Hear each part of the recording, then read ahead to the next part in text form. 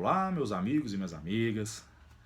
Estamos de volta para darmos a continuidade dos comentários da semana passada a respeito do item 3 do capítulo 1 do Evangelho segundo o Espiritismo, onde comentamos a primeira parte, digamos assim, que foi o primeiro capítulo.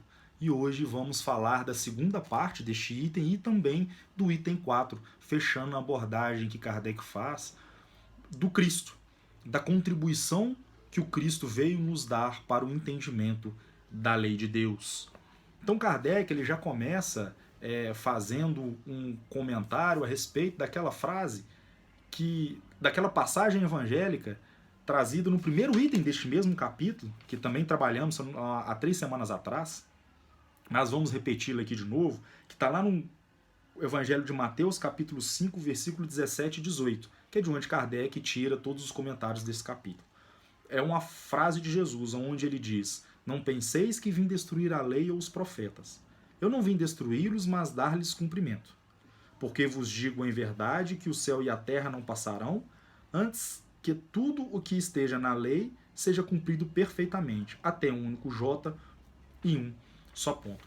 Então Kardec aqui ele vem explicando o que Jesus quis dizer com o céu e a terra não passarão antes que tudo seja cumprido até um único J. Segundo a análise do codificador, ele vem nos dizer que era preciso que a lei de Deus fosse cumprida por toda a parte, em todos os povos, em toda a sua pureza, não sendo privilégio de apenas alguns, ou seja, não sendo privilégio de apenas aquelas pessoas que ali estavam. Então, a gente também vai trazer aqui um item do livro Consolador, da qual já trabalhamos no passado, mas vem muito a calhar com o que vamos sobre essa passagem, que é a questão 278, onde foi perguntado para Emmanuel se deveríamos considerar como profeta somente aqueles a que se referem às páginas do Velho Testamento. E ele fala que não, que os filósofos também, que vieram contribuir muito para o desenvolvimento do nosso raciocínio, também seriam considerados como profetas. Não é? Onde ele coloca o Buda, Confúcio, Sócrates nessa mesma linha de raciocínio. E ele também diz o seguinte, que estes desenvolveram-se distante do ambiente dos costumes israelitas. Pautaram a missão no mesmo plano universalista, em que as tribos de Israel foram chamadas a trabalhar, mais particularmente pelo progresso religioso do mundo. Então é interessante a gente observar isso, que quando a gente pega a época do nascimento do Buda, do Confúcio, do Sócrates, e também do último profeta, que foi o profeta Malaquias, antes da vinda de Jesus, todos eles são contemporâneos. Não é? Então é muito interessante que todos eles vieram trazer a ideia, preparar os terrenos, os caminhos, para que Jesus viesse fazer o fechamento do que viria a ser a ideia de Deus. E também no livro A Caminho da Luz, lá no capítulo 9, no item As Revelações Gradativas, Emmanuel faz um comentário muito interessante. Ele fala que numerosas coletividades asiáticas não conhecem a lição direta do mestre, mas sabem do conteúdo da sua palavra, em virtude das próprias revelações do seu ambiente. E se a Boa Nova não se dilatou nos cursos dos tempos pela estrada dos povos, é que os pretensos missionários do Cristo, nos séculos posteriores aos seus ensinos, não souberam cultivar a flor da vida e da verdade, do amor e da esperança. Ou seja, através de uma representação de uma falsa religiosidade, ele também fala, ou então encarcerando esses ensinamentos no silêncio dos claustros. Portanto, sob essa perspectiva, todas as comunidades, todos os povos do planeta tiveram, se não o contato direto com as palavras de Cristo, os tiveram pela palavra de outros profetas que podem serem representados pelos filósofos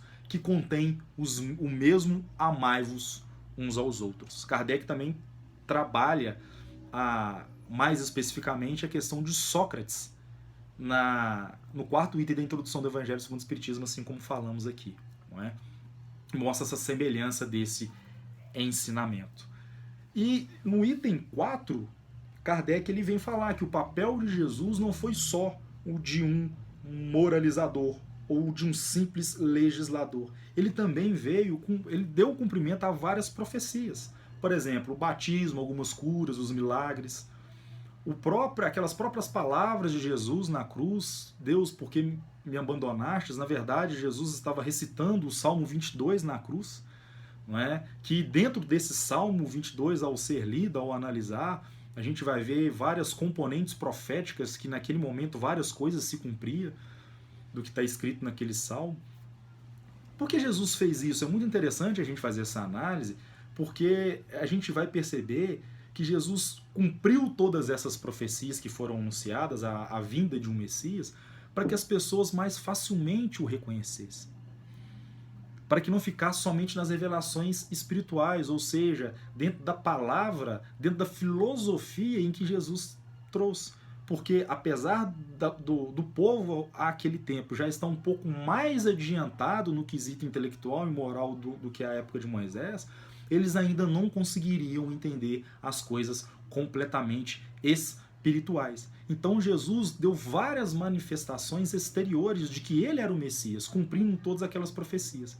Mas ainda assim, várias pessoas não compreenderam ou não quiseram compreender o que Jesus havia dito, que ele realmente era o Messias. Então ele deu essas demonstrações de uma maneira mais clara para que então ele fosse compreendido, né? Então Jesus, dentro de toda essa sua representação, a gente vai conseguir ver que ele nos apresentou uma vida espiritual. Ele nos deu um roteiro para que ingressássemos nessa vida da melhor maneira possível, uma vez que todos nós a ingressaremos através da morte. Então ele veio nos apresentar a verdadeira vida que é a nossa vida espiritual. Porém, como diz Kardec, ele não disse tudo, assim como Moisés a seu tempo não disse tudo, Cristo também não disse tudo. Ele apenas plantou o germe da verdade, devido à condição daquele tempo, né? Então, ele, segundo Kardec, ele diz que ele falou de tudo em termos mais ou menos explícitos, sendo então necessário que na posteridade alguns outros elementos fossem agregados para se compreender estes termos mais ou menos explícitos, principalmente aqueles que naquela época não poderiam ser entendidos, e a ciência, sem dúvida nenhuma, é uma grande ferramenta para essa compreensão. Por isso que seria necessário a sua progressão. Então, no próximo capítulo no próximo vídeo vamos abordar o item o Espiritismo, que é uma dessas ferramentas para entender as passagens e algumas palavras não compreendidas à época de Jesus e até há alguns anos atrás. Um grande abraço e até lá.